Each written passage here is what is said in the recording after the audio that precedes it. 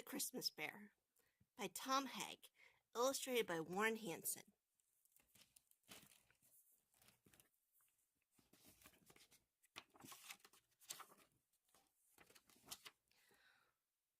Once upon a polar night, so many years ago, while starlight sparkled silently upon the hills of snow, the elves in Santa's workshop heard a jolly laughing call.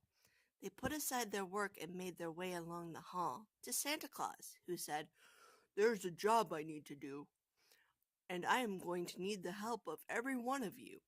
Please bring a piece of cloth to me you prize above the rest." They tried to guess at Santa's plan while walking to the chest that held the bolts of fabric for the clothing and the toys they made each year by Christmas for the world's girls and boys. And every elf, as Santa asked, picked out one special piece and brought it back to Santa Claus and placed it by the fleece that Santa used for stuffing. Then, by golden candle glow, they watched with growing wonder as the man began to sew. A scrap of blue, a seam of pink, some green, some red, some brown.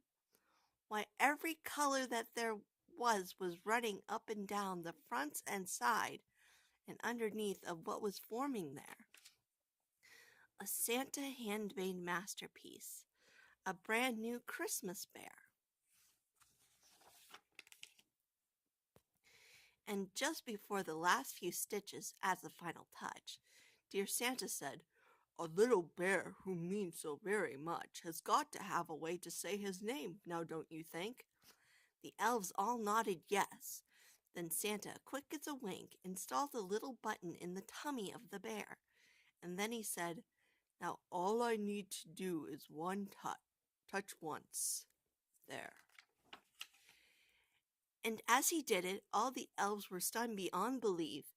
The little bear had sprung to life and sung out his name. Peef!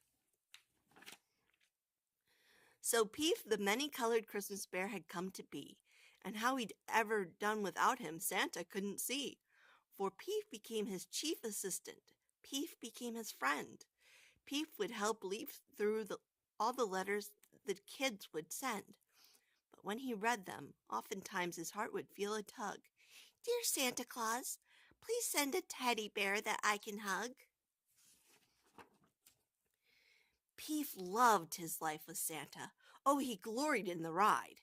He'd taken Santa's flying sleigh each year at Christmas time. He played with all the reindeer, fed them grain sheaf after sheaf. They shook their harness bells as if to say, "Glad welcome, Peef." The elves would see themselves in him and ask him how he was. He'd peef with blushing thanks when they would praise his plushy fuzz. For Peef, like all who lived with Santa in the polar cold, was ever new, and while he stayed, he would never grow old. So Christmas after Christmas, Peef would climb up in the sleigh, and Peef goodbye to all the toys that Santa gave away. But sometimes he would hear a piercing squeal of purest joy, and dream that he was in that magic first hug from a boy, or a girl who maybe dressed him up, or asked him out to tea, or tell them all their worries in the pledge of secrecy. Sometimes he'd steal a peefy peek into a frosted pane, and there he'd see a bear in bed smeared with red candy cane, and oh, how he wished with every color of his very coat that he belonged to someone who would sit him in a boat, who'd take him to the backyard in the blown-up wading pool, who'd try and try again to sneak him in with them to school. His colors would grow brighter as the dream became more real. He'd peef with sheer belief because he felt like he could feel. But when the sleigh was empty and the reindeer made for home, that dream would end, like always, at the turn just north of Nome. The days were very busy, scarcely time for idle pause, besides the barely ever stopping likes of Santa Claus. Peef peefed a happy melody that sweetened up the air. Whenever he was working, Peef's bright baritone was there. And Peef was deeply grateful. Oh, he knew he had it made. He owed so much to Santa, and that's why he was afraid to tell the kindly man the truth. It seemed so hard because it wasn't that he didn't love to be with Santa Claus. But still, no matter how he tried to hide his heart's desire, he'd find himself with Santa sipping cocoa by the fire. And as the burning logs would pop and hiss, he'd start to stare. And there, within the flames, he'd see the vision of a bear who looked just like him, lying right beside a sleeping child, exactly as a teddy bear was meant to do. A wild excitement would go through him, and he'd jump in Santa's lap.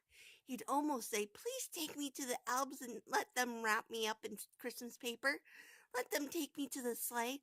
Oh, Santa, how I love you, but you must give me away." But every time he tried, one breath before he had it said, he stopped himself, hugged Santa tightly, and then went to bed. And so 1 year became the next, and Peef the Christmas bear remained at Santa's side, never looked worse for wear. For passing time had no effect in Santa's magic land, and tears repair themselves with just a touch of Santa's hands. And jelly stains don't happen, nor do button eyes get lost, and stuffing is replaced when needed, never mind the cost. One Christmas Eve, while children dreamt of what was soon to be, and Peef was dreaming back, "Oh, how I wish it could be me," he rode, as he had always done, right there by Santa's side. They made their way around the earth with Starlight as their guide. And then, just as the reindeer started to make again for home, precisely at that old familiar turn just north of Nome, the sleigh came to an altogether unexpected halt. Why, Santa Claus had stopped it! Then he said, "It's all my fault. Now, Peef, how many years have I been doing this? A ton? I can't believe I'm short of toys. And yet I am. By one." But there was something special in the tone of Santa's voice that told the little bear that this mistake was made by choice.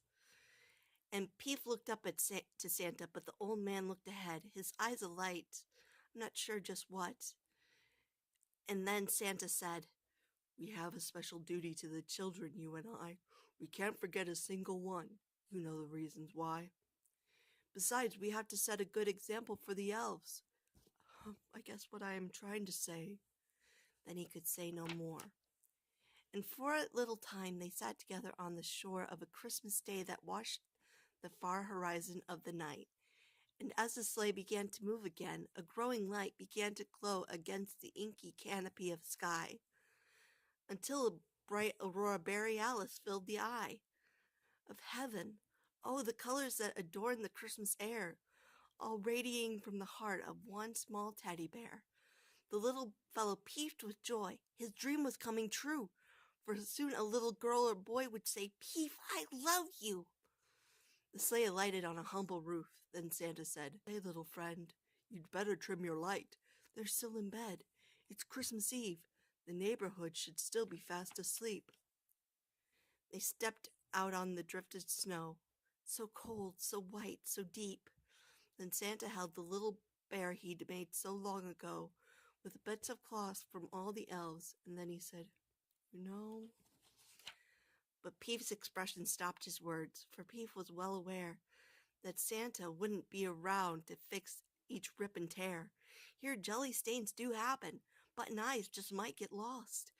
But here's where he was meant to be, no matter what the cost. And giving up that little bear he'd made with his own hands, from all the colors of the earth in bright embracing bands, was how, upon one special night, with blessings from each elf, that Santa Claus had given so completely of himself. The little teddy bear made Santa smile from ear to ear by saying with a twinkle, "I'll be seeing you next year." So Santa pointed toward the tummy of the bear, and then he said, "Now all I need is to touch once. There." And as he vanished, one child was thrilled beyond belief, for right beside a pillow there, a little bear said, "Peef!" The end.